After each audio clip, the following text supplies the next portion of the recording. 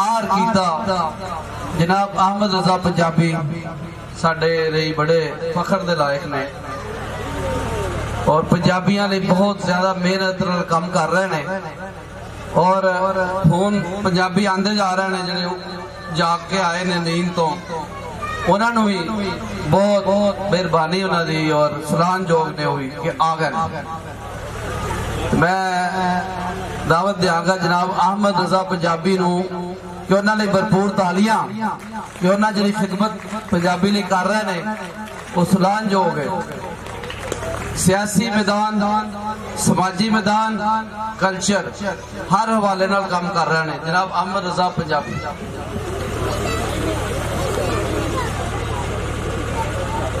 जी शुक्रिया भट्टी साहब, हमेशा की तरह एक बरवा कट और जो पंजाब के अंदर सानू बड़ा घट वेखण नूं मिलता है, लेकिन तुसीं जदों भी बुलाया दिल खुश होया कि तुसीं जो धरती मां की सेवा कर रहे हो एक सच्चा पुत्र ही कर सकता है। फरमाया सी ना हजरत सुल्तान बाहू ने कि मैं कुर्बान तिना थी बाहू जिन्हें रखा कदम अगेरे हो। सो तुहाडे जो पुत्रा जिन्हें कदम अगेरे रखा सोचा कुछ करन दा उन्होंने पंजाब हमेशा सलाम पेश करेगा। हुण एक छोटी जी मैं गल करांगा तो उस तो बाद में इजाजत चाहांगा। भट्टी साहब कितने बैठे बैठे भट्टी साहब थोड़ी जी गल सख्त है लेकिन समझने वाली है, सारे दोस्त भी इस समझ लें कि भट्टियां दे घर दा ना रख दिता जावे सुखेरियां दा, सुखेरियां दे घर दा ना रख दिता जावे अवाणा दा, अवाणा दे घर दा ना रख दिता जावे वटुआं दा, ते क्या है तुहानू कबूल होवेगा?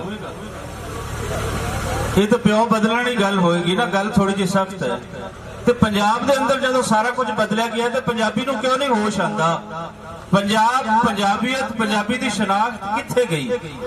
सानू तो रोला उस शनाख्त दा है, सानू रोला उस जबान दा है जिहड़ी साडी खो ली गई है। हुण पंजाब अज असीं जदों वेखने आ ते असीं बड़े नारे मारने आ कि पंजाबी ये पंजाबी वो, पंजाबी कख भी नहीं, सानू ये मनना पवेगा।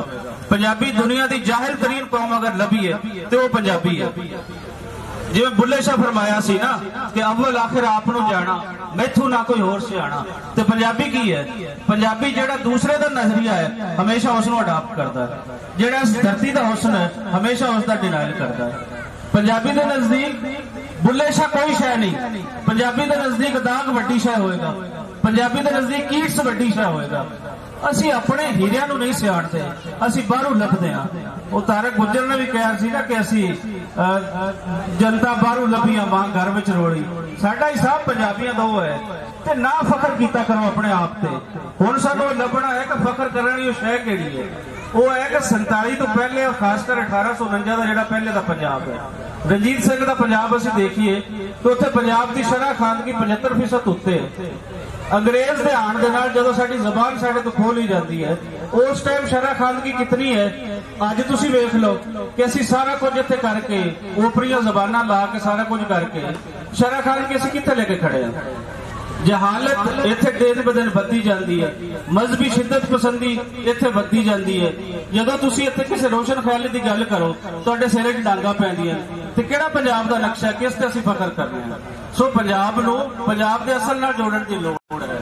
पंजाब नूं बुल्ले शाह दा पंजाब जदों तक नहीं बनावांगे इत्थे कख दी तरक्की नहीं होनी। पंजाब दी क्रिएशन कितनी है ये मैनूं पता है कि दोस्तों नूं गल्लां मेरियां बुरियां लग रही, लेकिन एक पंजाबी होने के नाते सानूं अपने अंदर झांकना चाहिए।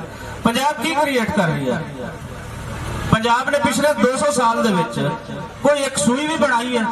नहीं बनाई, क्योंकि क्रिएट तुसीं उदों करदे हो जदों अपनी जबान, अपनी धरती, अपने कल्चर दे नाल जुड़े होंदे हो। तुहानू अपने आप ते फखर होंदा है।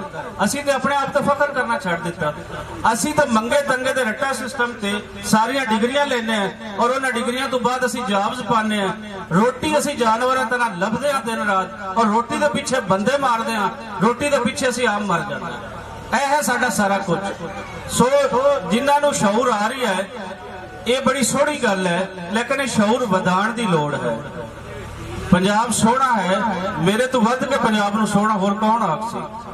मेरे वास्ते तो मेरा डंगर जिहड़ा है, मेरा घोड़ा है, वो जो नचदा है तो मेरी रूह निहाल हो जाती है। मेरे वास्ते तो मैनू मेरे जानवर भी प्यारे ने, इंसान क्यों ना प्यारे हो। लेकिन हम सोचना यह पवेगा कि इंसान, ये इंसानियत असीं इहनूं किवें वधा सकते हैं। सो उहदे लई पंजाबी प्रचार की भी कोशिश है, तुहाडी भी कोशिश है। जमील पाल साहब बैठे, सारी हयाती पंजाबी नूं इन्हां ने देन कीती, सारी हयाती सेवा कीती। ये आतिफ जे पक्के शायर भी इत्थे बैठे साडे कोल, और यकीनन ये शायर, ये अदीब, ये ज़हन साजी करते हैं जिहड़ी किसी भी कौम के ज़हनी दायरे और उन्हां दा एक रस्ता मुतयन कर देंदी है।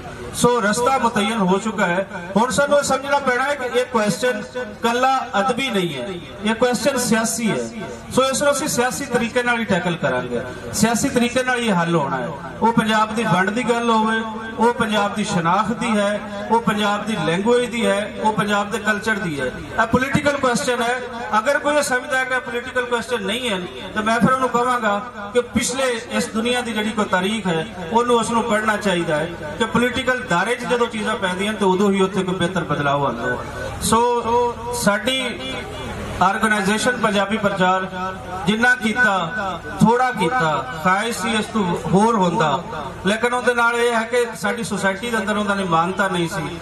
हमेशा करन दी जिहड़ी कोशिश कीती किसी हद तक कामयाब रहा। हुण जिहड़ी पंजाब नैशनल पार्टी पाकिस्तान दा असीं मुड़ रखिआ है, वो बुनियादी तौर पर यही है कि पंजाब नूं जिहड़े पंजाब दे मसले हैं वो तुसीं हल कर सकते हो पोलीटिकल सवाल बना के। सो पंजाब दी सियासी जमात दा होना जरूरी है। सो दा मुड़ असीं रख चुके हैं। पंजाब नैशनल पार्टी और सारिया जितनी बाकी पंजाबी दी ऑर्गेनाइजेशन है मिल के पहली दफा असीं पंजाब दी हिस्ट्री दे विच अपना कल्चर डे मनाउण चले हैं। ये कल्चर डे क्यों जरूरी है? ताकि अपने नेड़े आइए, अपने आप को पछाणीए कि साडा पंजाबी विरसा कितना वड्डा है, जिस तो अज दा पंजाबी पिछे हट गया है। जबान है, कल्चर है, इन्होंने असीं वक्खो वक् करके नहीं देख सकते।